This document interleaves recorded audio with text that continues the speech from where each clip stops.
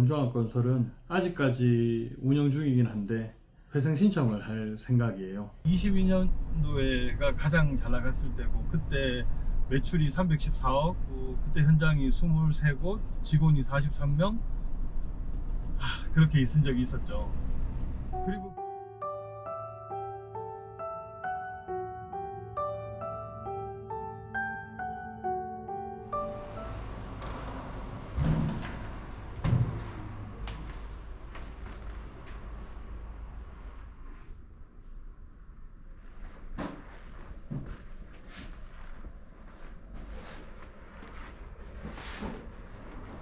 예, 보여주세요.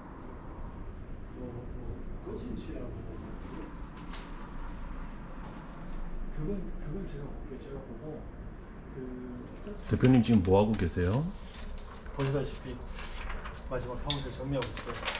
아직은 뭐 정확하게 하면 끝은 아니니까 지금 이 사무실 임대료도 못 내가지고 보증금이 이제 거의 다 소진이 됐거든요. 그래서 더 피해주기 전에 비워줘야 될 것 같아서 짐 정리하고 있습니다. 회사는 계속 안 좋아지고 이러다 보니까 사무실을 한참 동안 비워놓고 있었어요. 근데 뭐 이런 걸 뭐 누구한테 같이 하자고 말하기도 좀 민망하네요.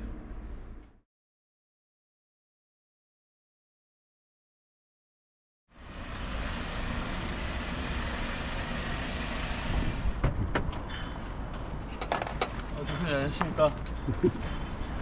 네, 저는 7년차 건설업체를 운영했던 김현재라고 합니다. 300억 매출을 해본 적 있는 건설업체였는데 지금은 뭐 여러 우여곡절 끝에 혼자서 열심히 고군분투하고 있는 중입니다. 오늘은 어디 가세요? 어제 현장에서 실은 폐기물 집화장에 버리고 세정 현장에 마무리할 게 있어서 좀 내려가 보려고 합니다.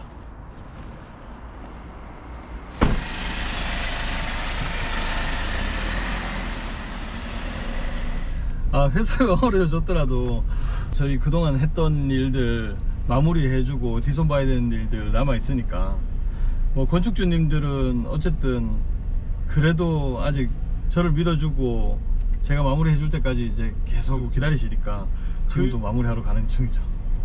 세종에는 그 유명하신 건축가님 작품인데 2층 고급주택입니다. 노출 콘크리트로 되어 있는 고급주택이고 100평 되는 큰 건물이죠. 저도 지으면서 야 나도 나중에 이런 집에 살고 싶다 할 정도로 멋지고 의리의리한 집입니다.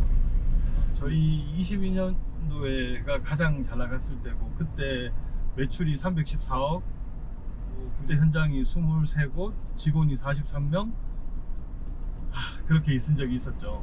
건축가 졸업해서 건설회사에 취직을 했었는데 하다 보니까 저도 이제 건설회사 대표가 되고 싶더라고요. 어떻게 건설회사 대표가 될 수 있을까 하고 고민하는 중에 우연찮은 기회에 집장사 하시는 사장님을 뵙게 됐어요. 그분께 서울에 있는 작은 땅을 사서 그걸 다시 빌라로 지어서 되파는 거를 배우게 됐고 자본금도 마련하고 건설업도 했죠. 그래서 배운 게 도둑질이라고 건설업 하면서 그 작은 빌라 시행업도 겸해서 했었습니다. 매출로 따지면 이제 400억보다 훨씬 더 됐을 텐데 법인으로 전환해서 이제 시행을 하기 시작했을 때 갑자기 금리 인상과 빌라왕 전세 사기 이슈하고 맞물려 가지고 빌라를 3동을 지었는데 30채 중에 분양은 2채밖에 못했습니다. 그래서 매입은 많이 했는데 매출은 아직 그렇게 높지 않은 편입니다. 이게 다 한참 잘 나갈 때도 경기 탓이었던 것 같고요. 어려워지는 시기 또한 뭐 경기 탓인 것 같긴 합니다. 그래서 건설은 경기의 영향을 가장 많이 받는 것 같고요. 지금은 금리가 높아지면서 대출 규제까지 이제 강화되고 그러다 보니까 너도나도 지금 빌라를 안 짓고 있죠. 게다가 이제 저희가 빌라를 한참 지었을 때 빌라왕 전세 사기 이슈까지 맞물려 가지고 그 타격을 좀 많이 받고 있는 것 같아요. 좀 빌라 시장이 무너지고 나니까 저도 이제 일이 좀 많이 끊긴 거죠. 그래서 지금은 여러 가지 좀 다양한 포트폴리오를 만들고자 집수리도 하고 지금 목조주택에도 좀 관심을 갖고 있습니다. 저 포함해서 3명 있습니다. 네, 저희 회사 설립할 때 계셨던 부장님이 지금까지도 계시고 한참 잘 나갈 때 일손이 부족하다고 도와주시러 온 저희 장인어른이 아직까지 옆에서 든든하게 버텨주고 계시고, 그래서 저희 3명이 일하고 있습니다.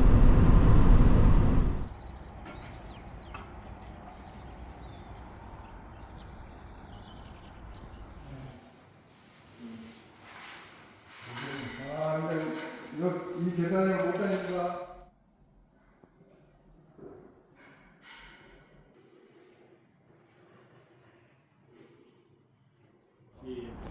그걸 하는 게 지금 이 이미지에는 이게 맞거든요. 소장님 생각이 맞아요. 근데 이제 이렇게 해놓으니까 연출하면서 각 잡든지 빼든지 하면 되는 거잖아. 아니 요 사이에 1m짜리 저 철제 경계선을 딱 맞춰요.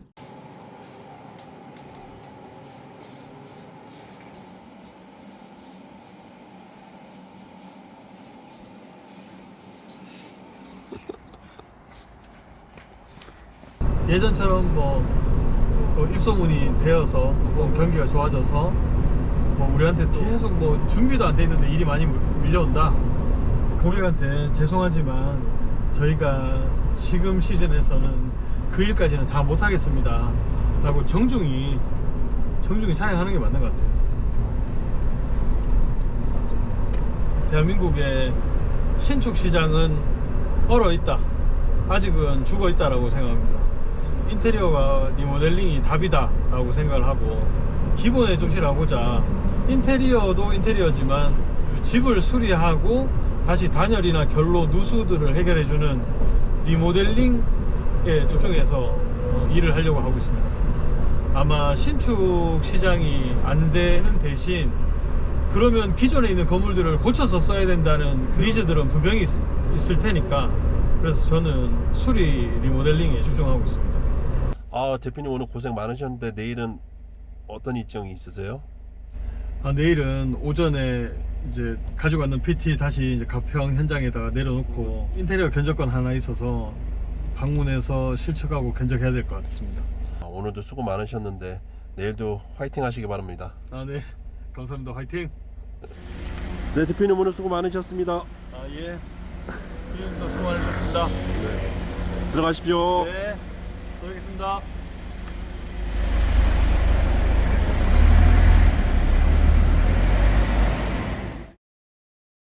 흔히 아시는 그 종합건설업 했는데 리모델링보다는 주로 신축 공사를 하는 그런 업을 해왔었습니다. 빌라를 지었고요, 상가주택 이런 것들을 하고 22년도 경에 나홀로 아파트 이런 것들을 서너 채 지었었습니다. 소위 이제 한참 잘 나갈 때 그때는 우리 직원 43분 계셨고 현장은 23곳 정도 운영되고 있었고 그 해 매출액이 314억인가 나왔던 것 같아요. 정말 많이 어렵습니다. 저희 공감종합건설은 아직까지 운영 중이긴 한데 회생 신청을 할 생각이에요. 협력업체들 간에 대금도 좀 밀려 있거니와 고용보험, 산재보험을 1년에 한 번 이제 확정정산해서 내는데 그 비용이 좀 많이 밀려 있다 보니까 더더구나 좀 어려워져 있는 상황이에요. 회생을 신청을 해서 운영을 해보려고 하고, 직원들은 거의 대부분 자진해서 좀 그만두셔서 지금은 한 직원 2분과 얼마 없는 일을 마무리해가면서 일을 하고 있어요. 제가 아까 22년도 가을부터 어려워지기 시작을 했다고 말씀드렸고 24년도 접어들면서는 독채 대금들과 그 저희 직원들 급여를 줄 형편이 도저히 안 돼서 진짜 달러빚을 빌려서 메우기도 했었고 어떻게든 돌파구를 찾으려고 애썼던 것 같아요. 특히나 24년도에 지었던 빌라들을 시장가보다는 좀 저렴하게 LH에 다 넘기려고 했었거든요. 결과적으로는 이제 저희 거는 매입 불허가 됐었어요. 그때 저는 이제 소위 멘탈이 무너졌던 것 같아요. 그래서 정말 마지막으로 기대했던 것마저도 안 되고 이러다 보니까 진짜 아침에 눈을 떠서 가족들도 보니 출근을 하는데 사무실도 제대로 못 가고 심장이 두근두근 하고 어려워져서 사무실도 들어가는 둥 마는 둥 하고 바깥을 배회하고 자꾸 내리막길로 내려오다 보니 의기소침해져서 누구를 찾아가서 만난다는 생각도 더더구나 못하게 되고 진짜 암울했던 해였던 것 같아요. 그런데 다행히 여러 사람들이 응원해 주시다 보니까 우리 가족들도 있고 지금은 오히려 다시 일어서야 되겠다고. 지금 여기도 저희 사무실은 아닙니다. 협력업체 사무실인데 협력업체도 뭐라도 일을 같이 해보자고 일을 도와주시고 일 만들어보고 그렇게 해서 다시 열심히 해보려고 하고 있습니다. 건설 분야에 종사를 하면서 지금까지 18년의 시간이 다 지나왔는데 저는 이 건축이 천직인 것 같다라고 생각을 했고 지금도 그 생각은 여전합니다. 고객의 눈높이, 설계사님의 눈높이를 못 맞추어서 가끔 안 좋은 얘기도 듣기도 합니다. 이렇게 정신적으로 힘들기도 하죠. 그래도 그런 일들이 항상 재미있었고 그것들을 해결해서 다시금 고객님들이 원하는 수준으로 마무리를 해드리는 거에 즐거움을 느끼고 우리 자녀들한테도 추천할 만큼 좋은 일이라고 생각을 했어요. 지금도 마찬가지고요. 건설 경기는 완전히 이제 꼬꾸라져 있는 거고 다시금 경기가 선순환되어서 좋아지기는 아직은 좀 이른 것 같아서 이것저것 해보고 지금도 뭐 건축 안에서 뭐 수리도 하고 조금 전에 오전에도 상담 갔다 왔던 뭐 바닥 줄눈 같은 것들도 뭐 하고는 있지만 아까 질문에 답을 하자면 그래도 건축의 끈은 놓지 않고 이 건축 속에서 어떤 돌파구를 찾아야 되겠다. 그게 천직으로 생각하고 태어나서 가장 보람 느꼈던 일이니까 이 속에서 뭔가 돌파구를 찾으려고 하고 있습니다. 예, 맞습니다. 줄눈에 대한 인건비를 직접 벌어서 생계를 유지하고자 했던 거고 두 번째로는 집수리 하는 데서 직영으로 할 수 있는 포지션이 있어야 뭔가 가격 경쟁력이라든지 그리고 전문성에서 이제 부각을 시킬 수 있다고 생각을 했고요. 가장 밑바닥부터 시작할 수 있는 게 뭐고 가장 작은 고객들은 뭔가에서 그래서 리모델링보다 작은 건 수리에서 내가 할 수 있는 건 뭐 도배나 줄눈 이렇게 생각하고 그래서 줄눈부터 배우게 됐던 겁니다. 지금은 굉장히 민망하기도 하고 오랜만에 물으셔서 좀 낯설기도 한 질문인데요. 저희 회사의 슬로건이 29년 도급순위 100이었습니다. 18년도에 처음 회사를 설립하고 첫 해 50억, 그 다음 해 100억 뭐 이렇게 쭉 매출이 이제 올라가면서 최소한 1.5배씩의 매출 성장은 할 수 있지 않을까라고 생각을 했고 1.5배씩 매출을 성장하면 저희가 한 29년도 정도면 고급순위 100위 정도 되는 기업의 반열에 오르지 않을까라고 생각했고 29년에 100이라고 목표를 설정하고 우리 직원들과 항상 그걸 위해서 열심히 노력했었죠. 아니요. 과감하게 지금 그 질문은 아니요라고 답할 수 있을 것 같아요. 이렇게 한 번 300억까지 매출을 내고 이렇게 내리막길을 내려오면서 스스로 생각을 정비를 했던 게 두 번 다시 이제 모래 위에 성을 쌓지는 말자. 내가 할 수 있는 만큼 내가 고객에게 신뢰를 줄 수 있는 만큼의 일을 맡아서 그 일을 매진해서 열심히 하고 내가 조금 더 늘릴 수 있는 만큼의 역량이 되었을 때 일을 늘리자. 그거만이 살 길이다 라고 이제 항상 되뇌이고 있습니다. 우선 저의 1차 목표는 아직은 제가 온전히 집에 한 달에 300만 원도 벌어서 갖다 주지를 못하고 있습니다. 저녁에 배달 아르바이트도 하고 가끔 생기는 뭐 집수리들도 하고 뭐 이래저래 하지만 온전히 배달하는 것도 아니고 온전히 수리 일이 많은 것도 아니고 그렇다고 해서 리모델링 일들도 아직 많은 게 아니다 보니 그래서 아직 뭐 제대로 된 가장의 역할을 못하는 중인데 집에 월세와 집에 생활비 걱정이 없게끔 하는 게 1차 목표고요. 리모델링 일로 인해서 올 한 해 뭐 내년 동안 많은 것보다 일이 끊기지 않고 꾸준히 할 수 있는 거 풀어야지 성공할 수 있다라고 하시는데 그때까지 18년 동안 학습해왔던 이 건축공사에 대한 거 이런 것들을 정리해서 블로그나 유튜브 이런 데서 좀 담으려고 생각합니다. 신축 시장이나 리모델링 시장에서 공사하는데 뭐 가려움이 있는 뭐 건축주님들에게 도움을 드릴 수도 있지 않을까. 그게 제가 세상에 도울 수 있는 길이지 않을까라고 해서 그런 것들도 좀 하려고 노력하고 있습니다. 저희 회사가 어려워졌던 거는 모든 키워드는 거기 있는 것 같아요. 빌라. 저희가 이제 빌라를 주로 시공을 하고 소형 아파트를 시공하는 회사다 보니까 이제 22년도에 금리가 높아질 때 그때 빌라왕 그리고 이제 전세 사기가 이제 이슈가 막 되기 시작을 했었어요. 그때 저희가 짓는 빌라들도 저도 욕심내다 보니까 동시에 빌라를 좀 여러 채 지었어서 그 시행하는 빌라들도 분양이 안 됐었고, 그리고 그때 당시에 저희가 조금 더 도급 금액을 높여보고자 PF로 소형 아파트를 짓는 프로젝트들을 한 4건 정도 수주를 했었어요. 이제 그것 또한 이제 분양들이 안 되시니까 대부분 PF들은 그 마지막 잔금을 분양 후에 저희가 대금을 받기로 돼 있는데, 그래서 그 대금 또한 못 받고 저희가 했던 것들도 분양이 안 되고 이러다 보니 많이 어려워졌었어요. 제가 생각보다 좀 많이 무뎌서 개인적으로 뭐 그렇게 어렵다라는 건 잘 몰랐었던 것 같긴 해요.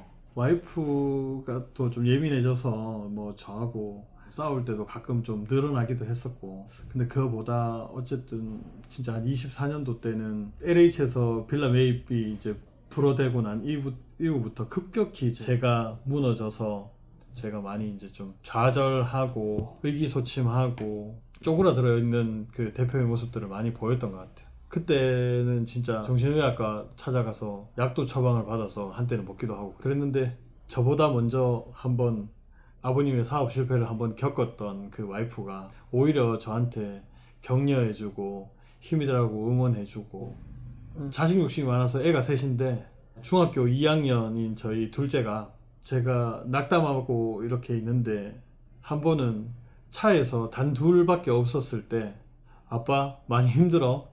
아빠 힘들면 그냥 다 포기해도 된다고, 다 내려놓고 다시 우리 바닥에서 새 출발하자고, 아빠 나는 단칸방에서 우리 가족들 다 같이 살아도 상관없으니까 아빠 너무 힘들면 아빠 하고 싶은 대로 해도 된다고, 저를 마음 편히 해주려고 위로해주는 딸이 있어서 버틸 수 있었던 것 같습니다. 이 건설업자로서 제가 우리 가족들과 제가 지은 집을 한 4회에 걸쳐서 살았던 것 같아요. 마지막 집은 정말 설계 부분에 대해서 우리 온 가족들과 상의를 해서 정말 만족하는 집을 지어서 그렇게 살고 있었는데, 그 집은 달러 빚을 갚고자 그 어쩔 수 없이 거기 또한 이제 1년도 안 된 집을 조금 손해보고 집을 팔았던 것 같아요. 그래서 지금은 서울이 아닌 외곽에서 살고 있는데 참 가족들한테 많이 미안하게 생각하고 있습니다. 따로 스트레스 푸는 법은 잘 모르는 것 같아요. 근데 저도 혹시나 큰 병을 앓까봐 걱정이 갑니다. 스트레스를 어떻게 따로 풀지는 못하고 가끔 집에서 잠이 안 올 때 소주 한 병 마시고 자는 거? 그 외에는 뭐 다른 스트레스 푸는 법을 모르고 있습니다. 그건 딱 하나가 있죠. 가족인 것 같습니다. 가족들이 있으니까 좌절하면 안 되고 나아가야 된다라고 생각을 하고 있습니다. 지금 눈 뜰 때나 눈 감을 때나 혹은 그 생각 때문에 눈도 제대로 못 감는데 오로지 돈 버는 생각밖에 안 합니다. 어떻게 하면 가장으로서 집에 제대로 된 생활비를 가져다 줄 수 있을까? 어떻게 하면 월세를 낼 수 있게끔 돈을 마련해서 갖다 줄 수 있을까? 오히려 가족들한테 미안하죠. 가족들과 함께 한다는 생각보다는 어떻게 하면 돈을 벌어서 가족들에게, 그리고 좀 더 나아가서 다시 한번 어떻게 제대로 된 건축업을 할 수 있을지 그 생각밖에 안 하고 있습니다. 그 사랑하는 가족분들을 위해서 한 말씀 여기 영상에 해주시죠. 우선 저의 가족으로 함께 살아주시는 우리 저 포함해서 5 식구들한테 너무 감사하고, 지금 아빠가 조금 못 나가고 있는데도 항상 응원해줘서 고맙고, 항상 신랑이 좀 든든한 울타리가 되어야 되는데 저보다 더 듬직하고 참 당차게 잘 버텨주고 있는 와이프한테 너무나 감사하다고 이야기를 하고 싶고, 아빠 잘못 만나서 그 다니던 학원도 다 끊어가지고 집에서 독학으로 공부하고 있는 우리 애들한테도 참 미안하기도 하고 고맙기도 하고, 외국에 나가고 싶어하는 우리 큰딸한테도 아빠는 돈 없으니까 너 스스로 벌어서 너 살 길 찾아서 가라고 17된 딸아이한테 말하는 아빠도 정말 미안하고, 아빠도 정신 차려서 다시 열심히 잘 살게. 너희들이 예전에 항상 남들에게 자랑하고 다녔던 아빠의 모습으로 다시 돌아갈게. 고마워. 저 김현재는 건축업자입니다. 저는 건축업에서 17년을 종사를 해왔었고 건축 한 길만을 걸었습니다. 그렇다고 제가 혹시나 이 영상을 보시는 분께 공사를 의뢰해달라는 이야기는 아닙니다. 대신 제가 17년 동안 공사했던 제가 알고 있는 노하우들을 여러분들께 도움이 될 것들은 다 알려드리려고 앞으로 살면서 노력하겠습니다. 어려워져 있는 건축업자가 어떻게 다시 열심히 성장하는지 옆에서 꾸준히 지켜봐 주시고 응원도 해주시고 또 잘못한 게 있으면 연락 주셔서 따끔하게 혼도 내주셨으면 합니다. 그리고 저처럼 다 같이 어려운 우리 건설업계들이 분명히 다시 좋은 시기가 온다고 생각합니다. 그래서 다 같이 포기하지 마시고 서로 응원하면서 힘을 냈으면 하고요. 우리 다시 경기가 좋아졌을 때 또 너무 이렇게 흥청망청하지 말고 열심히 같이 잘 한번 해봅시다. 자, 모두들 화이팅!